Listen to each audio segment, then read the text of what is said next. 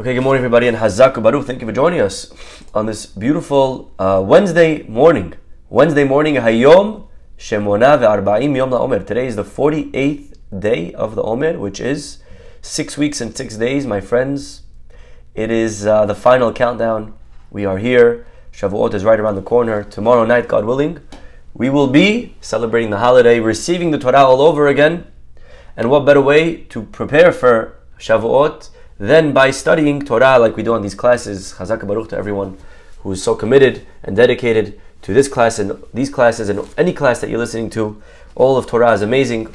Baruch Hashem. My friends, I'd like to share with you a beautiful idea today from Rabbi Bernstein, of course, in his masterpiece, The Call of Sinai, the book that he has on Shavuot. I'd like to share with you an essay that he has over here in regards to the famous custom. We know every holiday has a Megillah that we read. Every holiday has a special book that's read on that holiday that speaks really to that holiday and to what its message is and to the essence, to the kishkas of that holiday. So as an example, on Tisha B'Av we read Megillat Echa, very apropos. Yes, Echa deals with the destruction, very appropriate. On Purim, we read Megillat Esther, that one's easy. Okay, Shavuot, Shir HaShirim, it's a love song between us and God, the day that God took us out of Mitzrayim. It's a relationship, beautiful. Comes along the holiday of Shavuot. And in Sukkot we have Kohelet. Okay, Sukkot is Kohelet, which again, very, very appropriate. Because really, what is Sukkot all about? Sukkot's about happiness. And how do I achieve happiness? A person may think the way to become happy is by getting things. Bigger house, bigger car. And actually on Sukkot, the holiday of happiness, we're told to leave our house. Go in a little shack. Leave your comfort. Go outside. How is that going to lead to happiness? So we read Kohelet. Kohelet reminds us, Hevel Havalim. Things don't make you happy. Happiness doesn't come from outside. Happiness comes from within. Right? So very appropriate. Then we get to the holiday of Shavuot. And of all the different books in Tanakh, a lot of books, the ones that the rabbis chose to pick as the book that should be read, that will inspire us for Kabbalat Torah, for getting closer to God and receiving the Torah. What's the book? The book is the book of Ruth. Right? On the holiday of Shavuot, we read Megillat Ruth. And Ruth, it's a beautiful, beautiful story. But if we ask a very fair question, what does this have to do with Shavuot? Why are we picking this book to read it? I mean, there's a lot of other books.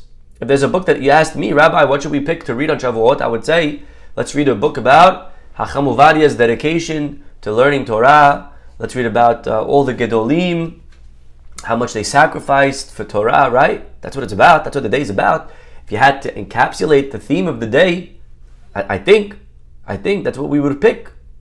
And then we pick a story about a little girl. Her name is Ruth, who wasn't even Jewish. And then she converts to Judaism. And one day she follows her mother-in-law back to the land of Israel.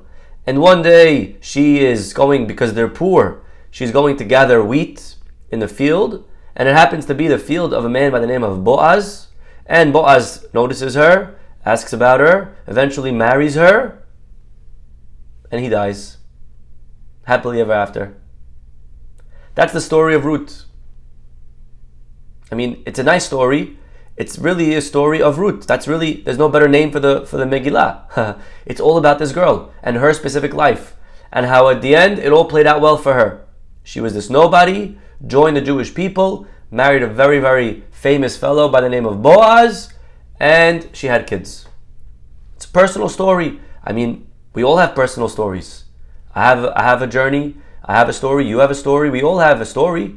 This is her story. Why is this story special that it should make it into the not only the, forget the holiday of Shavuot, what's it even doing in the Tanakh?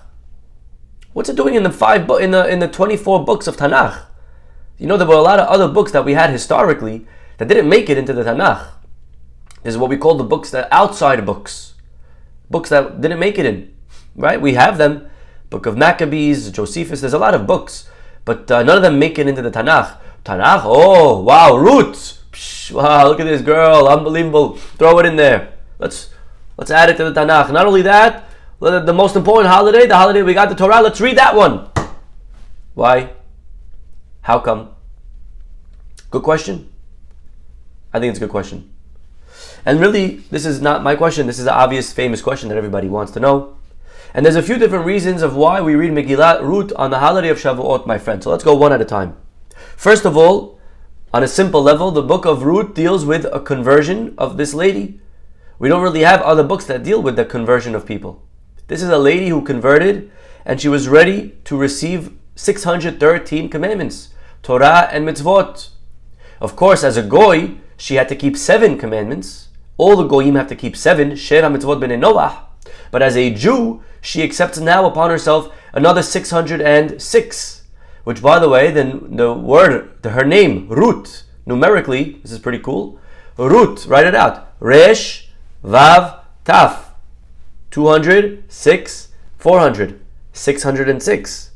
So Ruth, her name, actually also really carries within the numerical value, the amount of mitzvot that she now receives, that she now has to add.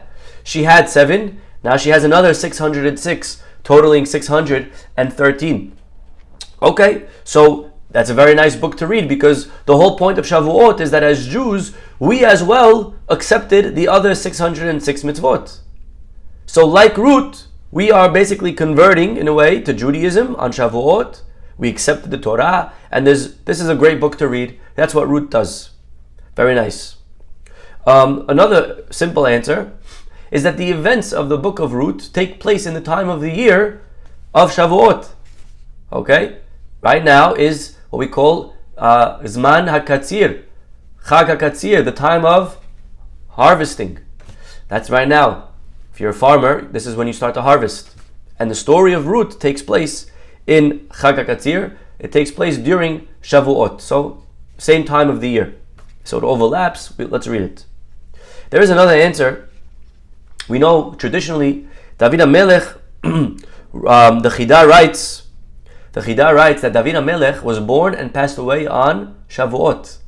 That means that tomorrow night is the yortzeit of David HaMelech, which is why it's customary for people to finish the entire Tehillim on Shavuot.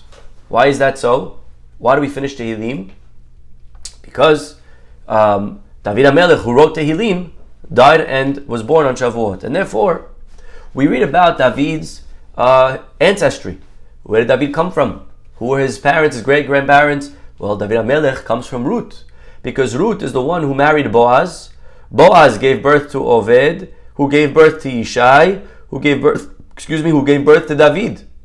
So Boaz, Oved, Yishai, David. So it's his great-great-grandpa. Very nice book to read, how David HaMelech came into the world on the day that David HaMelech died. So according to this, we're not reading Ruth so much for Shavuot's sake. We're reading Ruth for David HaMelech's sake. Yes, because David was born on Shavuot and died, so we read Ruth for David's account. Okay? Nice answer also. There is another answer given by Rav Shlomo Zalman Auerbach. Number 4. Rav Shlomo Zalman Auerbach says, beautiful idea. We know that we received on Shavuot, tomorrow night, we receive the Torah. But we have to really take a step back. What is considered Torah? What's Torah? What did we receive? What did we accept? When I say Torah, what does that mean, Torah? We know the Torah has the 5 books as an example. Right? Not this art scroll one, but the Chumash, the 5 books, yes? Chamisha Humshe Torah. That's the one that you have in the ark, in the shul, in the synagogue, in the kenis, in the Bet Knesset. The one that we take out every Shabbat and we read from it. The one that's written on a scroll. That's the Torah Shebichtav. That's the written Torah. That's written. That's what God gave Moshe. That's what we received. That's what we accepted. But that's not the only thing we accepted. We know that there's Torah Shebichtav. That's the written. That's what we have written. But there's also the Torah Sheba'al Peh. There's the oral. All of the laws that are not written down, but we know through tradition. God gave it to Moshe orally, verbally, and then Moshe to Yoshua, all the way down to us. So that's called the Torah Sheba'al Peh. That's the oral tradition. Matter of fact, we know that the Jewish people, when God offered them the Torah, they said 2 powerful words. They said, Na'aseh v'nishma. We will listen and we will do. We're ready to accept no matter what, no questions asked. Yes? But we know that's a problem because there's another midrash. The midrash says that God raised the mountain over their heads and said, you want it or not? If you want it, great, and if not, I drop the mountain right here, right now. And the Jewish people, of course, had no choice. In a way, we were forced to accept and receive the Torah. The question is, why did God have to force us? We said Na'aseh v'nishma, we willingly were happy to receive it. And one of the answers that's given is that we were happy to receive the Torah Sheba'al Peh, the written, but the oral, Torah Sheba'al Peh, that we had to be forced to accept. Because the oral it's not quantified. It's not written. It could expand. It could be elaborated upon. You could add. The rabbis could change, add, deviate, right? Over here, the Jewish people didn't know what they're getting into. The Torah Sheba'al, what it says is what it says. It's not going to change forever. But Torah Sheba'al Peh, now I'm allowed to have chicken and dairy. In another 10 years, I can't have chicken and dairy, right? So this is the Torah Sheba'al Peh. And it's important as Jews that we remember that both are part of the Torah, equal partners. Matter of fact, there have been historically sects within Judaism that have tried to remove the second half, the Torah Sheba'al Peh. They are called the Tzedukim, the Baitosim, the Karaites. They've tried to only accept the written book. They literally followed what it said and they didn't believe in oral tradition. So as an example, I'll give you a simple example. There's a mitzvah to put tefillin every morning for the Jewish people. We have to put tefillin every day. The tefillin goes right here, on the head, right where the hair begins. However, we know that the Torah says, literally it says, ben einecha. You should put it in between your eyes. Now again, according to us, that means in between the eyes, right here in the middle. The tzdukim say no. They put it right here. Literally, they wear tefillin in between the eyes because they read the Torah literally.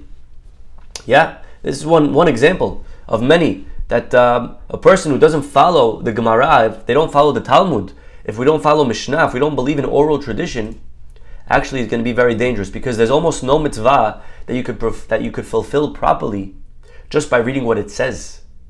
If you read what it says, where does Shabbat? Shabbat, what does it say? It says keep Shabbat. Well, what is that? What is Shabbat? There's 39 categories of work that we can't do.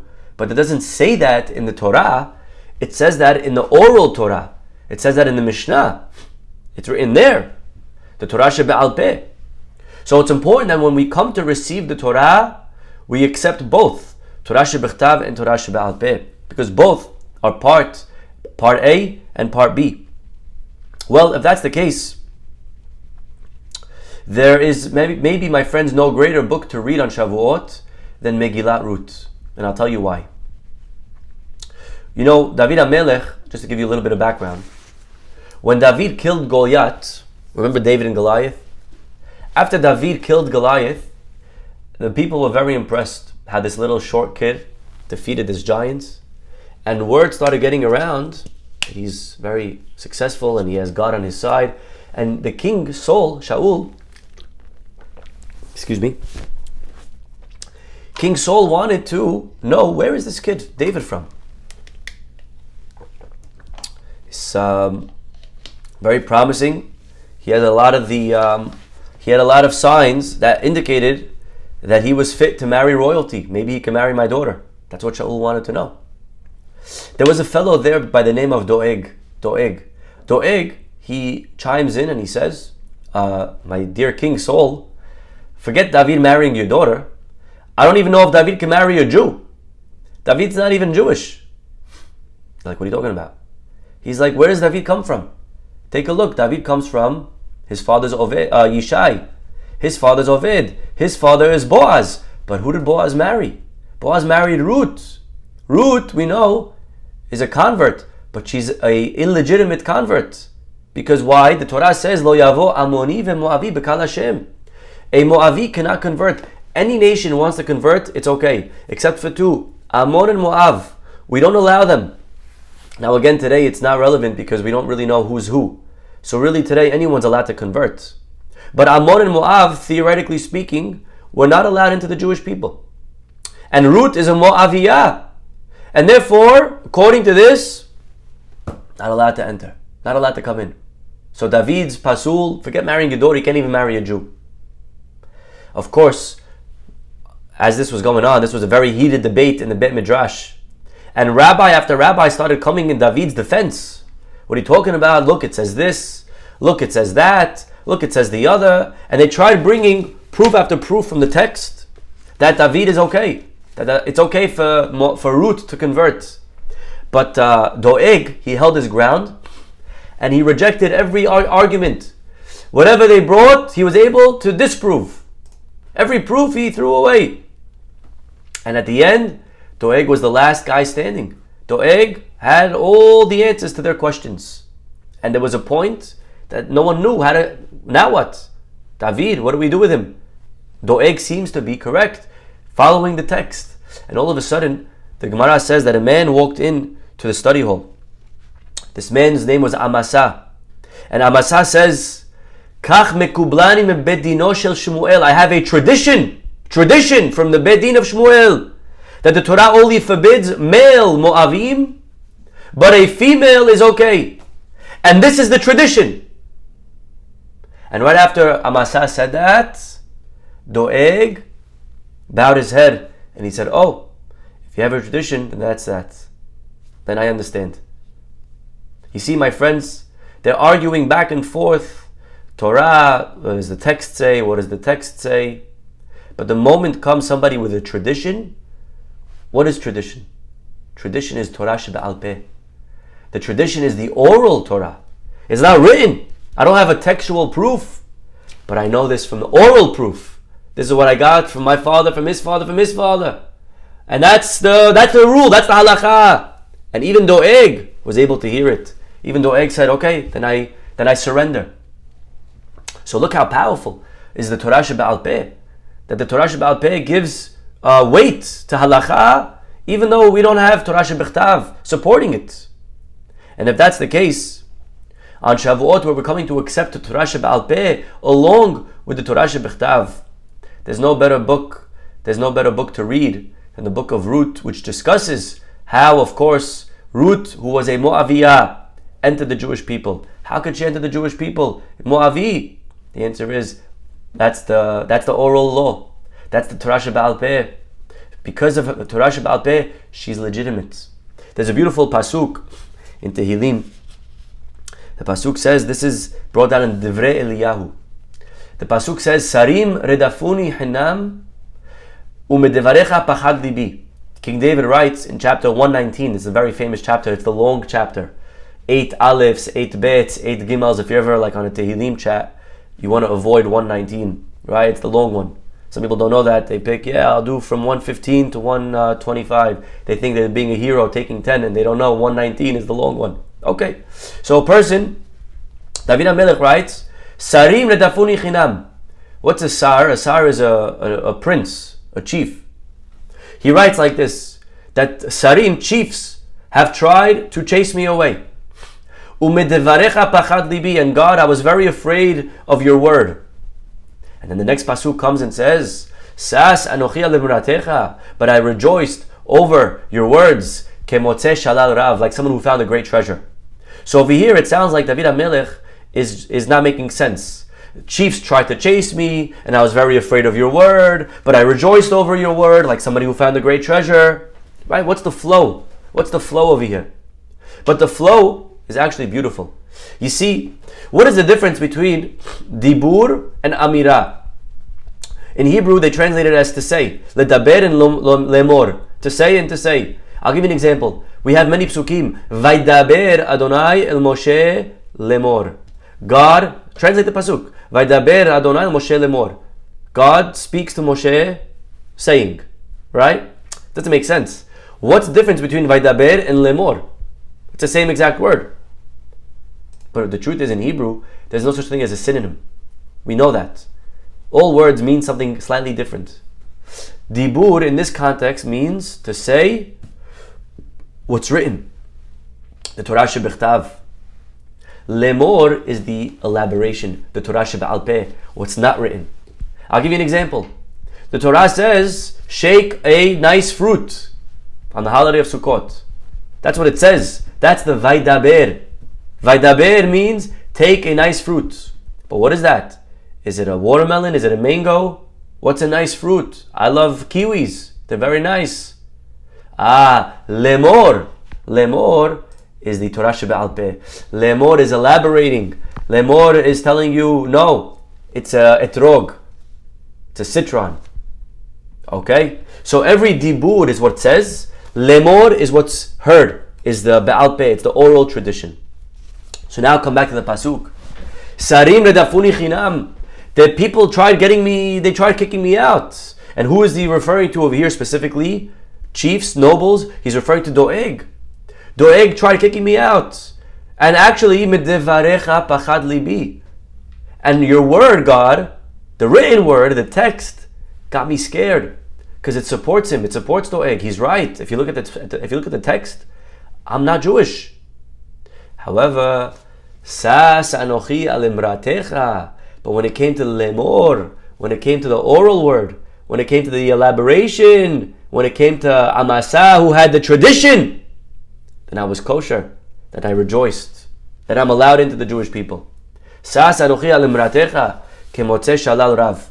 And therefore, says Rav Shlomo Zalman Auerbach, reason number 4. That's why we read the book of Ruth, because the book of Ruth really shows us how powerful oral tradition is.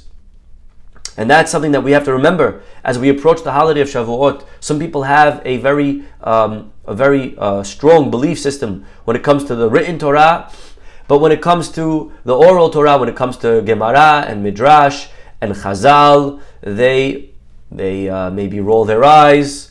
They don't really have the same reverence to these as they have to the Torah Shebechtav. And we have to remember, Torah Shebechtav, Torah Sheba'al Peh are two parts of the same book. And actually, the story of Ruth reminds us that actually the Torah Sheba'al Peh overrides Torah Shebechtav.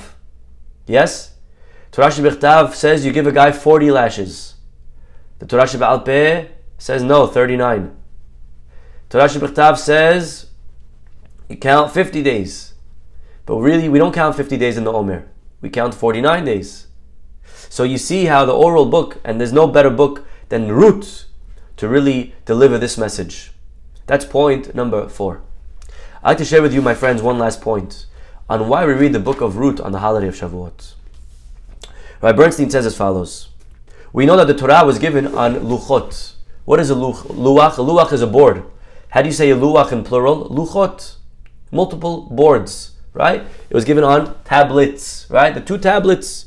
We have 2 tablets. And how would you spell the word luchot? How would you spell luchot? Write it out, please. Here, I'll do the same. Okay? Let's get a piece of paper. Let's write it out. Let's write out the word luchot. Lamed, that's one easy. Luchot. Vav. Het. Vav. Taf. Okay? This is how you write the word luchot. Okay, could you read it? Luchot. Okay, if you don't like my handwriting, tough luck. Okay, very nice. There's one problem. On one occasion, Torah writes the word luchot without the second vav. So it's written lamed vav chet taf. Look at the bottom word. It's written like that, without the vav. Now actually, if you read it like that, it's read luchot. But how do you read that word if you're just looking at that word at face value? How would you read it? You would read it luhat. Luhat sounds like one, singular. And our rabbis noticed this. Our rabbis noticed the missing vav. And they have this to say. They say, it's written without a vav. To tell you, even though they were 2 tablets, they looked and they were identical. They were equal in size. It was like one. Both tablets had the same exact dimensions. Okay, very nice. I don't know why I need the rabbis to tell me that. I think it's obvious. Moshe came down with 2 tablets and they were the same size. But actually, I don't know if that's so obvious. Because actually, if you look in the 10 Commandments, we know that the first 5 commandments have much more words than the second 5 commandments. If you think about it, the second 5 commandments, lo tirtzach, don't kill, that's 2 words. Lo tinaf, don't commit adultery, that's another 2 words, that's 4. Lo tignov, It's another 2 words. It's 6 altogether. Lo ta'aneh bereacha et shaker, right? It's another 5, 6, 7 words. Altogether, the second 5 commandments, they're how many words? 20, 30 words? Altogether, maybe 20, 25. The first 5 commandments are much longer. They're much lengthier. Just the first commandment, you ready? The first commandment, Anochi Hashem Elokecha asher hotzeticha me'eret Mitzrayim. Just the first commandment is 7. Lo yiyeh lecha elokim acharim al panai. Don't have other God, lo ta'avdem. Right? So the first 5 are much longer. So you would think that the first tablet would be bigger than the second tablet. Because the first tablet that has the first 5 have many more words to fit. So you would need a bigger tablet to fit those words. And then the second tablet would be much smaller. I'll give you an example, okay? Let's say you're a grandfather. You're hosting your kids for the summer. You have 2 bedrooms. One bedroom is double the size of the other bedroom, okay? And you have 2 children. One of them has 4 kids, one of them has 1 kid, right? Which one would you put a bigger room in? We would give the bigger bedroom to which kid?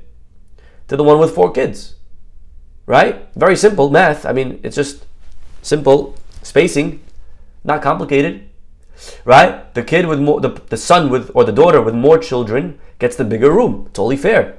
They're the one to get the private bathroom. They're the one to get whatever. Yes. So if a person is going to look at the tablets and say, okay, I have over here this tablet, I have to fit all of these words. And the other tablet, I have to fit 25 words. You would think Moshe would bring down a very big tablet and then a much smaller one, because to fit all the wording. And yet the Torah says no. The Torah says luchat. The Torah says 1. They were same size. This is a big chidush, because really they didn't need to be the same size. You could have had the second tablet on a much smaller piece of stone. The last 5 commandments. So why were they on the same size stones? It says of Yitzchak Kutner something very powerful, because we know that the first 5 commandments are really ben adam lamakom. They summarize the relationship between man and God. The second 5 commandments summarize the relationship between ben adam lachavero. Yes, so as the first 5 says, believe in God, don't use His name in vain, no other gods, keep Shabbat. These are man to God mitzvot. The second 5, don't kill, don't steal, adultery. Those are, right, don't covet, don't testify against people, right, falsely. Those are man to man. The first 5 represent ben adam makom. The second 5 represent ben adam lachavero. And says of Yitzchak Kutner, unfortunately, some people think that when it comes to religion, it's more important how you treat God than how you treat people. The way to grow religiously is by growing this way, vertically. The way to grow is ben adam makom. And sometimes we grow with God at the expense of other people. Sometimes we grow, we pray better, and we learn better, and we learn more. But when it comes to people, we're still cheating them in business. We're lying, we're taking away, we're dishonest, we're not kind. But we think we're religious because we're learning. And we're supporting the Torah, and I'm giving to organizations, and I'm wearing tzitzit, and I'm wearing tefillin, and I started putting on a wig, and I started wearing a skirt, and I'm growing religiously. Beautiful. But how are you treating other people? Because if you're treating other people like dirt, that's not called growing religiously.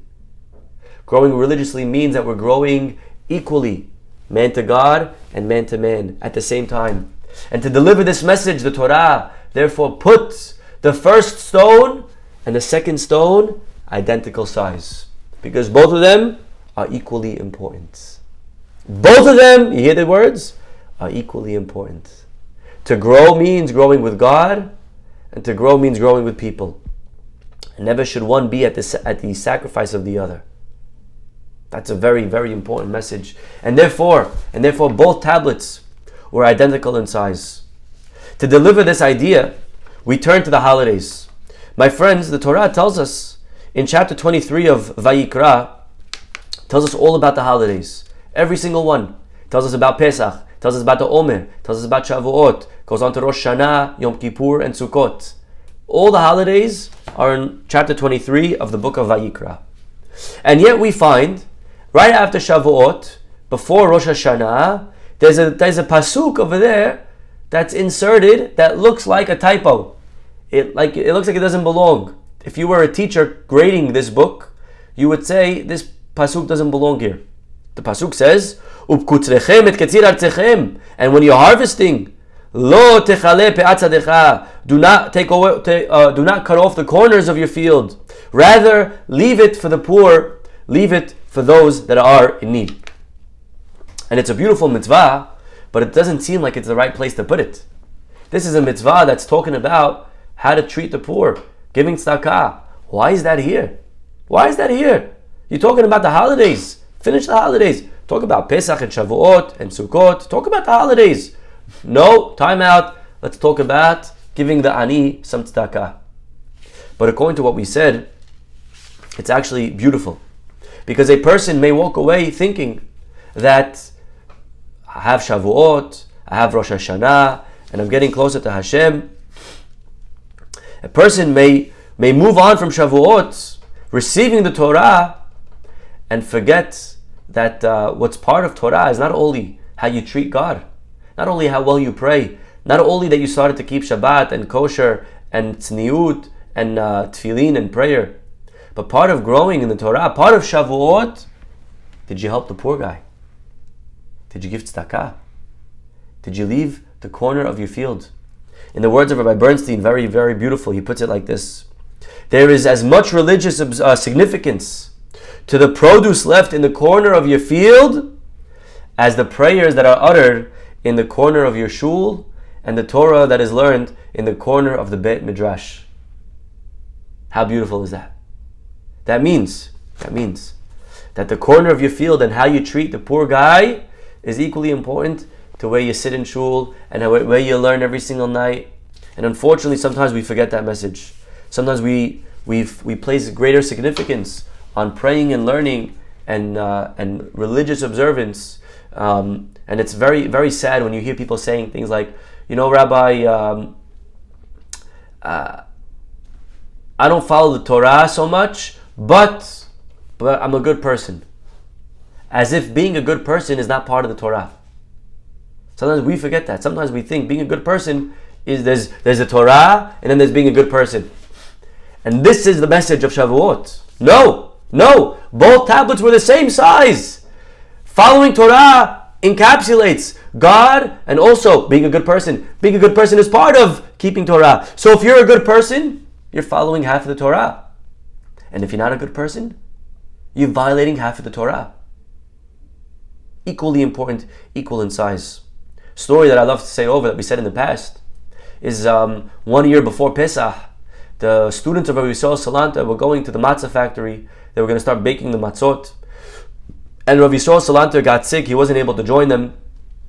I don't know if he had seasonal allergies. I don't know what he had. But he wasn't able to join. So the students came and they said, Rebbe, is there a chumrah? Is there something that we should be careful from this year as we're baking the matzot? What stringencies should we adhere to make sure that our matzot are super kosher? And listen to what he said. Rabbi Yisrael Salanta said, actually there's a very important chumrah. There's a very important stringency that I need you to remember. He said, okay, what is it? He said, listen to what he said. He said, in the bakery that you're going to go to, there's an old lady that's in charge of cleaning and moving the goods. And sometimes in your excitement to make sure that it's done within 18 minutes, you're going to start yelling at her and pushing her and moving her to move faster, and you're going to maybe hurt her feelings. So please, my chumrah for this year is don't hurt the feelings of that lady. I want to make sure that my matzot this year are extra super kosher. Isn't that unbelievable? Please make sure not to embarrass. Don't hurt the feelings of the lady that's there. Don't call her slow. Don't call her names. Because I want to make sure that my matzah is extra mehadrin, extra mehudad, extra kosher. You see, to Rabbi Yisrael Salanta, there's no difference in making sure to clean every tiny crevice of the matzah roller from chametz that was left over from the previous round, to making sure to check that I'm not going to hurt the feelings in one iota of this lady. To Rav Yisrael Salanta, both were equally important. Both were deoraita. Both were part of making sure that I'm observing the commandments of God. You see, this is the message of Shavuot, equality of mitzvot, my friends. We dare not put one mitzvah over another. Of course, there's always questions. If I have to do this mitzvah, if I have to do that mitzvah, and there's halakha telling me which one takes priority over the other. Of course, there's sometimes you can't do two things at once. But in theory, conceptually, both tablets are the same size, equally important. Sometimes you have to pick one over the other, just like sometimes you have to choose to learn one area of Jewish law over another area of Jewish law. Doesn't mean that the one's greater than the other. We give sometimes primacy to this one, sometimes primacy to the other. Therefore, my friends, as we approach the holiday of Shavuot, it's very important to remember this lesson. And actually, unfortunately, the students of Rabbi Akiva forgot this lesson. We know that they excelled man to God. They were the top learners of the generation. But they failed ben adam lachavero. They put man to man. They didn't give kavod to each other. To them, man to man was less important. And God said it would be a big tragedy if that's the message that's conveyed from these people to the next generation. There's no way that these students can be the teachers of the future of the Jewish people, because that's not the message I'm trying to give over. The message, God says that they're equal. Both are the same exact size. Actually, if you look at the keruvim, remember the carobs that were over the ark, the two angels. The pasuk says, "Vehayu keruvim porsei knafayim lemala." They had their wings faced up, but penehem ish elahiv. And Rav Yitzchak Elchanan Spector says that this encapsulates what we've been saying today. The keruvim remind us that on the one hand, the wings pointing up, we have to focus on getting closer to Hashem, but never to take our face away from another person. Always to make sure, ufnehem ish elahiv, that we are facing one person to the other person, that we're growing this way, but we're also growing this way towards other people. If that's the case, my friends, let's wrap it up and let us wonder, why are we reading Megillat Ruth? What is the story of Ruth? Ruth, what is Ruth all about? Listen to the words of the rabbis. HaMegillah azot en ba limud halachot. This book, this story, doesn't really have any lessons of halacha. We don't learn any halachot really. En ba lo tum'ah velo tahara. Doesn't have any discussions of purity. Lo esur veheter, questions of permissibility of food or restrictions. So what is the moral of the story of Ruth? Lo nechteva ella lelemedcha. Was taught to teach you one thing and one thing only. Kama schar tov legomlei chasadim. You know what the book of Ruth is in one word? It's a book of kindness. It's a book of kindness. The kindness of Ruth, who follows her mother-in-law. Remember, her mother-in-law had nothing. Her husband died, her two boys died. She was poor. But Ruth felt bad. This is my mother-in-law. She once trusted me with her son. She was kind enough to take me in. And I was not Jewish. She brought me in. It's only kind of me. It's only fair of me to follow her back, to be her aid, to assist her. The book of Ruth is about kindness from one person to another. That's why, by the way, the word in English, when you say someone lacks kindness, they're called ruthless. They lack root. They're ruthless. They lack root. They're not like Ruth. They're not kind. With the story of Ruth continues with the kindness of Boaz, where he, who was a very important guy, very special guy, he sees this girl who's a convert. She has nothing to offer him, but out of kindness, he marries her because he realizes that she made great sacrifices to follow her mother-in-law. So he decides to be kind with her in return. The whole book of Ruth is about kindness, my friends, about chesed. And if that's the case, you know what's the message of Shavuot? What book should we read on Shavuot? If it was me, I would say let's read a book of a rabbi, Chacham Ovadia, who learned Torah his whole life. That's one message. But the rabbis are reminding us that there's another equally important message. Torah, Shavuot. How do you treat people? Are we kind? Are we forgiving? Are we understanding? Are we growing this way? And therefore, there's no better book to read than the book of Ruth. The takeaway, when you finish reading the book, is like, I guess I should be a better person. There's no other lesson here. Doesn't talk to me about learning Torah. Doesn't talk to me about the laws of kashrut or Shabbat. It's just, I guess, I should be a nice person. Is that the takeaway? Yes. But that's Shavuot. 100% that's Shavuot. That's Shavuot. Because the Torah, both tablets were the same size. Of course, Shavuot, we're up all night. Of course, Shavuot, we're learning Torah the entire night. Of course, we're growing this way.